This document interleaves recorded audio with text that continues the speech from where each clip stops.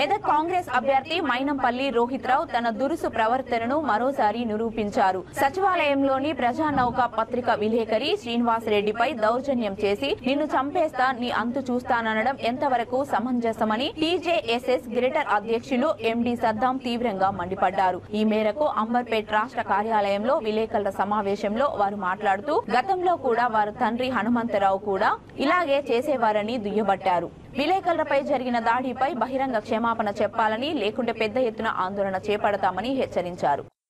అందరికీ నమస్కారం. మనం చూస్తున్నాము, తెలంగాణ రాష్ట్రంలో కొత్త ప్రభుత్వం ఏర్పడింది, కాంగ్రెస్ ప్రభుత్వం.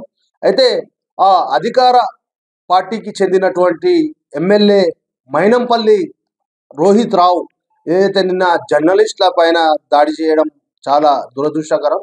ఎందుకంటే తెలంగాణ రాష్ట్రంలో మనము ఎన్నో ఇబ్బందులు పడి ఈరోజు తెలంగాణ రాష్ట్రంలో కాంగ్రెస్ ప్రభుత్వం వచ్చిన తర్వాత జర్నలిస్టులకు మంచి జరుగుతుందనేసి మనం ఆశించాము. మరియు గతంలో చూసుకున్నట్టయితే కేసీఆర్ గతంలో సెక్రటరియట్ లోపలికి కూడా అనుమతించలేదు. తెలంగాణలో కాంగ్రెస్ ప్రభుత్వం రాగానే ఇక్కడ జర్నలిస్టులను ఆహ్వానించి ఇలా అవమానపరచడం సరికాదు. మేము తెలంగాణ జర్నలిస్ట్ సంక్షేమ సంఘం నుంచి దీన్ని ఖండిస్తున్నాము.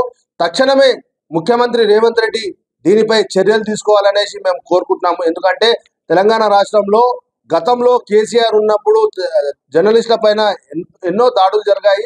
ఆ సమయంలో రేవంత్ రెడ్డి కూడా ఎన్నోసార్లు ఖండించారు. కాబట్టి ఈసారి కూడా తెలంగాణ రాష్ట్రంలో అధికారం చేపట్టిన 4 రోజుల క్రితమే అధికారం చేపట్టారు. అంతలోపే ఏదైతే మైనంపల్లి హనుమంతరావు తనయుడు, అందరికి తెలుసు మల్కాజ్గిరిలో గతంలో ఎమ్మెల్యే ఎంత జర్నలిస్టుల మీద దాడి చేశారో, అయితే వాళ్ళ కొడుకు స్వయంగా ఈరోజు జర్నలిస్టులను దాడి చేయడం చాలా శోచనీయము. గతంలో కేసీఆర్ ప్రభుత్వంలో జర్నలిస్టులను అణచివేయాలనేసి చూశారు.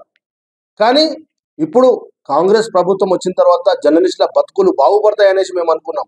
కానీ ఈరోజు వచ్చిన 10 రోజులలోనే ఇలాంటి ఘటన జరగడం చాలా దురదృష్టకరం. తక్షణమే రేవంత్ రెడ్డి గారు దీనిపైన మీరు సమాధానం చెప్పాల్సిన అవసరం ఎంతైనా ఉంది. ఎందుకంటే మీ అధికార పార్టీకి చెందిన ఎమ్మెల్యే కాబట్టి ఆయన పైన మీరు చర్యలు తీసుకోవాలి. తక్షణమే డీజీపీ గారికి మరియు హైదరాబాద్ కమిషనర్ గారికి ఒకటే విన్నపం, అది తక్షణమే మైనంపల్లి రోహిత్ రావుపై కేసు నమోదు చేయాలి.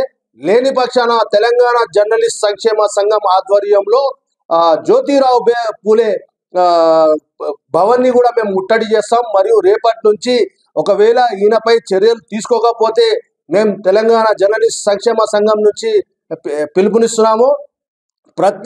ప్రతి జిల్లాలో మరియు గ్రేటర్ హైదరాబాద్ లో ఎన్ని నియోజకవర్గాలు ఉన్నాయో అన్ని నియోజకవర్గాల్లో మేము రేపటి నుంచి దిష్టి బొమ్మలను కూడా దగ్ధం చేయడానికి మేము పిలుపునిస్తున్నాము.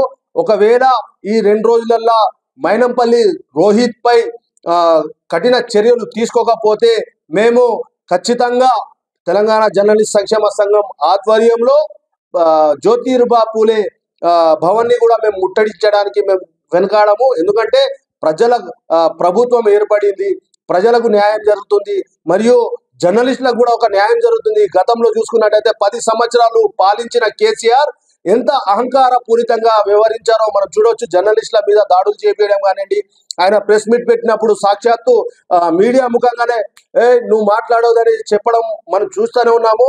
జర్నలిస్టులకు గతంలో కూడా ఇళ్ల స్థలాలు ఇస్తామన్నారు, కానీ ఇంతవరకు మా బతుకులు ఏడున్నాయో అక్కడనే ఉన్నాయి, కానీ ఇంతవరకు మాకు ఎక్కడ ఇళ్ల స్థలాలు రాలేదు. మరియు ఈ ప్రభుత్వం వచ్చిన తర్వాత మాకు న్యాయం జరుగుతుంది అనేసి మేము ఆలోచించి మేము స్వాగతించాము, రేవంత్ రెడ్డికి శుభాకాంక్షలు తెలిపాము. కానీ ఈ రోజు జర్నలిస్టుల పైన అధికార పార్టీ నాయకులు